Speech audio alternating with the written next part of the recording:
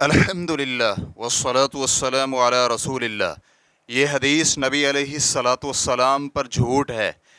سوال کیا گیا ہے، ایک دن ہماری مسجد میں علم کے دعوے دار نے ظہر کی نماز پڑھانے کے بعد تقریر کی اور اس میں ہمیں یہ احادیث بیان کی کہ جب نبی علیہ الصلاۃ والسلام کی زوجہ خدیجہ رضی اللہ عنہا فوت ہوئیں تو آپ علیہ السلام نے ایک اونٹنی ذبح کی اور 3 دن تک سوگ منایا۔ اس کا کہنا تھا کہ یہ حدیث قتادہ سے مروی ہے۔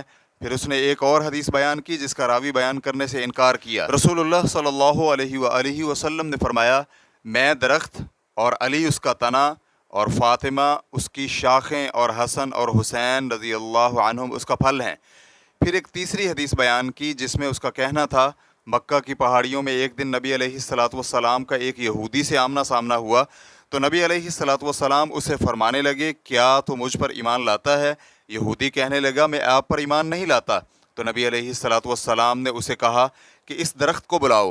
تو اس نے اس درخت سے کہا کہ تجھے محمد صلی اللہ علیہ وآلہ وسلم بلا رہے ہیں۔ تو وہ نبی علیہ الصلاۃ والسلام پر اپنی شاخوں سے سایہ کرتا ہوا اور اپنے تنے کو کھینچتا ہوا آیا۔ نبی علیہ الصلاۃ والسلام اسے کہنے لگے، میں کون ہوں؟ وہ کہنے لگا، آپ اللہ رب العزت کے رسول محمد صلی اللہ علیہ وآلہ وسلم ہیں۔ تو اس کے بعد یہودی نے کلمہ پڑھ لیا۔ پھر وہ درخت آسمان پر گیا اور عرش، کرسی، لوح اور قلم کا طواف کیا اور اللہ سبحانہ و تعالی سے نبی علیہ الصلاۃ والسلام پر درود پڑھنے کی اجازت طلب کی اور کہنے لگا، اے یہودی، نبی علیہ الصلاۃ والسلام کے ہاتھ اور پاؤں چومو۔ پھر اس نے ایک دوسرا قصہ سناتے ہوئے کہا، عثمان بن عفان رضی اللہ عنہ نے ایک شخص کو کعبہ کا طواف کرتے ہوئے پایا تو اسے کہنے لگے، تو زانی ہے۔ وہ کہنے لگا، آپ کو کیسے علم ہوا؟ تو وہ فرمانے لگے کہ میں نے اسے تیری آنکھوں سے پہچانا ہے۔ تو وہ شخص کہنے لگا، میں نے زنا تو نہیں کیا لیکن ایک یہودی عورت کی طرف دیکھا تھا۔ اور وہ شخص عثمان رضی اللہ عنہ سے کہنے لگا کہ آپ کو اس کا علم وحی کے ذریعے سے ہوا ہے؟ انہوں نے فرمایا، نہیں لیکن مومن کی فراست سے۔ تو جب تقریر کرنے والے سے ہم نے دلائل مانگے تو اس کے حواری ہم سے لڑنے لگے، تو ہم اس کے بارے میں شرع کی رائے جاننا چاہتے ہیں۔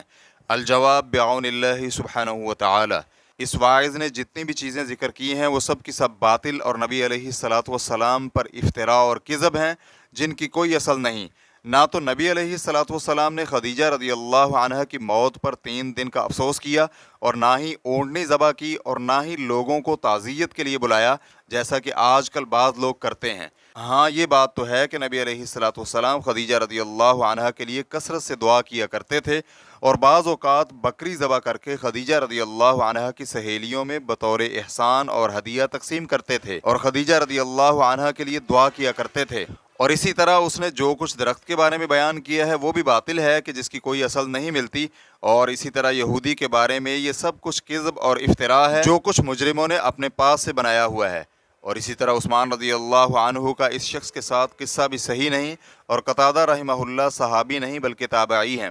مقصد یہ کہ بیان کردہ چاروں خبریں باطل ہیں جو کہ صحیح نہیں، لیکن دوسری احادیث میں یہ ثابت ہے کہ آپ نے کسی درخت کو بلایا تو اس نے آپ کی اطاعت کی جو کہ نبوت کی نشانیوں میں سے ہے، اور یہ قصہ صحیح مسلم میں موجود ہے۔ آپ صلی اللہ علیہ وآلہ وسلم کسی سفر میں قضائے حاجت کرنا چاہتے تھے تو آپ نے 2 درختوں کو بلایا تو وہ آپس میں مل گئے، اور نبی علیہ الصلاۃ والسلام قضائے حاجت کے لیے ان کے درمیان بیٹھ گئے تو قضائے حاجت کے بعد دونوں درخت اپنی اپنی جگہ واپس چلے گئے، جو کہ اللہ سبحانہ و تعالیٰ کی نشانیوں اور اس کی عظیم قدرت کے دلائل میں سے ہے کہ جب وہ کسی چیز کو ہونے کا کہے تو وہ ہو جاتی ہے۔ اور یہ رسول اکرم صلی اللہ علیہ وآلہ وسلم کی صداقت اور یہ کہ وہ سچے رسول ہیں اس پر بھی دلالت کرتا ہے۔ تو اس جھوٹے اور کذاب نے اس خبر کو تبدیل کر کے بیان کیا ہے۔ ایسے کذابوں کے حوالے سے لوگوں کو متنبہ کرنا ضروری ہے، اور واعظ کے لیے بھی ضروری ہے کہ وہ واعظ کرتے ہوئے اللہ سبحانہ و تعالیٰ سے ڈرے اور اس کا تقوی اختیار کرے، اور لوگوں کو وہ چیزیں بتائے جو ان کے دین و دنیا کے لیے نفع مند ہوں،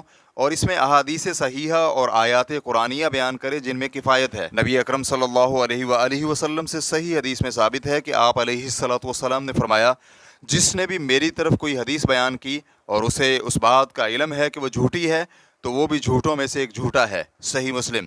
اور نبی علیہ الصلاۃ والسلام کا ارشاد ہے، جس نے مجھ پر وہ بات کہی جو میری نہیں تو وہ اپنا ٹھکانہ جہنم میں بنا لے۔ صحیح بخاری اور صحیح مسلم۔ اس موضوع میں اور بھی بہت ساری احادیث پائی جاتی ہیں۔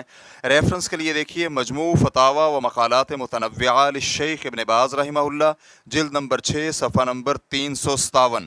واللہ تعالی اعلم. اسلام QA ریکارڈنگز مؤسسۃ الشیخ محمد صالح المنجد المملکۃ العربیۃ السعودیہ فتویٰ نمبر 13921. والسلام علیکم ورحمۃ اللہ وبرکاتہ.